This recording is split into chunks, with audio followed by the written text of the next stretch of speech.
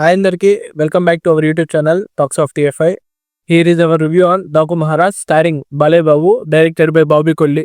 మనం మూవీ కంటే ముందుగా ఫస్ట్ బాలయ్య బాబు గురించి మాట్లాడుకోవాలి. అక్కడ తర్వాత బాలయ్య బాబు స్క్రిప్ట్ సెలెక్షన్ చాలా బాగుంది. హెయిర్ స్టైల్ గా డిఫరెంట్ స్టోరీస్ ని ఏజ్ కి తగ్గ రోల్ కి సూట్ అయ్యేటట్టు సెలెక్ట్ చేసుకుంటున్నారు.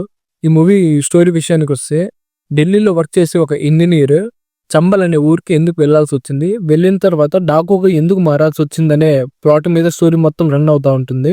రొటీన్ టెంప్లెట్ ఉన్న మూవీనే, కానీ స్క్రీన్ ప్లే ఎగ్జిక్యూషన్ గా ఉండడం వల్ల ఆడియన్స్ అందరినీ లాస్ట్ వరకు కూడా బాగా హుక్ చేసి పెట్టాడు డైరెక్టర్. లో మైన్ హైలైట్ తమనన్న బీజిఎం అండ్ సినిమాటోగ్రఫీ. మనం స్క్రీన్ మీద చూసినంత సేపు కూడా అసలు ఇది మన బాలయ్య బాబు సినిమానేనా అని అనిపిస్తుంది. డైరెక్టర్ కూడా బాబీ కొల్లి. ఈ విజయ్ కన్నన్ సినిమాటోగ్రఫర్ ని పట్టి మరి కూడా ఎందుకు తీసుకోవాల్సి వచ్చింది ఇప్పుడు అర్థమైంది. సపోర్టింగ్ క్యారెక్టర్స్ గురించి మాట్లాడుకుంటే, అందరినీ వేరే సినిమాలో లాగా ఊరికే పెట్టినట్టు కాకుండా ఈ మూవీలో అందరినీ వాళ్ళ యాక్టింగ్ పొటెన్షియల్ ని బాగా యూటిలైజ్ చేసుకున్నారు డైరెక్టర్. అందరికి మంచి మంచి సీన్స్ పడ్డాయి. ఏ క్యారెక్టర్ కి ఈ సీన్ బాగాలేదు, ఆ సీన్ బాగాలేదు అని కాకుండా, ఇంకోటి వాళ్ళు చెప్పాలనుకున్న పాయింట్ ని నీట్ గా కన్వే చేశారు. ఒక ప్రాపర్ ఎండింగ్ తో జస్టిఫై చేశారు. ఈ ఇంటర్వెల్ వీకి మెయిన్ హైలైట్ ఇక్కడ Balayya Babu, director, cinematographer, music director అందరూ కలిసి పీక్ వెళ్ళిపోతే ఎలా ఉంటుందో అదంతా మనకి వాళ్ళు స్క్రీన్ మీద చూపించారు. అప్రిషియబుల్ విషయం ఏమంటే, మూవీలో unwanted scenes, love stories, over the top dialogues, over the top scenes ఇలాంటివి ఏం లేకుండా స్టోరీకి తగ్గట్టుగా సెన్సిబుల్ గా అందరి ఆడియన్స్ కి నచ్చేటట్టు నీట్ గా డిజైన్ చేసుకున్నారు డైరెక్టర్. ఇక హీరోయిన్స్ విషయానికి వస్తే, శ్రద్ధా శ్రీనాథ్ అండ్ ప్రజ్ఞా జైస్వాల్ వాళ్ళకున్నంత స్కోప్ లో దే పర్ఫార్మ్ వెల్. అండ్ ఇంకోటి మెయిన్ అప్రిసియేషన్ ఏమంటే, మన ప్రజ్ఞా జైస్వాల్ గారు తనకున్నంత లిమిటెడ్ స్కోప్ లోనే ఆడియన్స్ అందరినీ అటెన్షన్ ని బ్యాప్ చేయగలిగారు.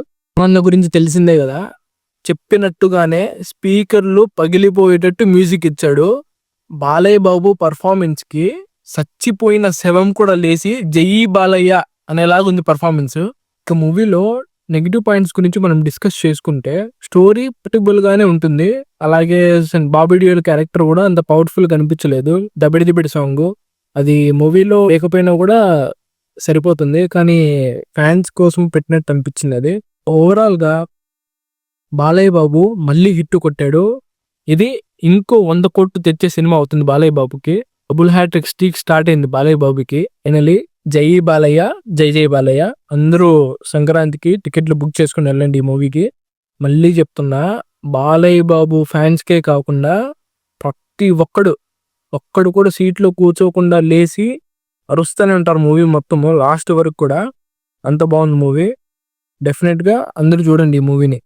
ఇలాంటి మరిన్ని రివ్యూస్ కోసము మన టాక్స్ ఆఫ్ టిఎఫ్ఐ ఛానల్ని సబ్స్క్రైబ్ చేసుకోండి, లైక్ చేయండి అండ్ అందరికీ షేర్ చేయండి.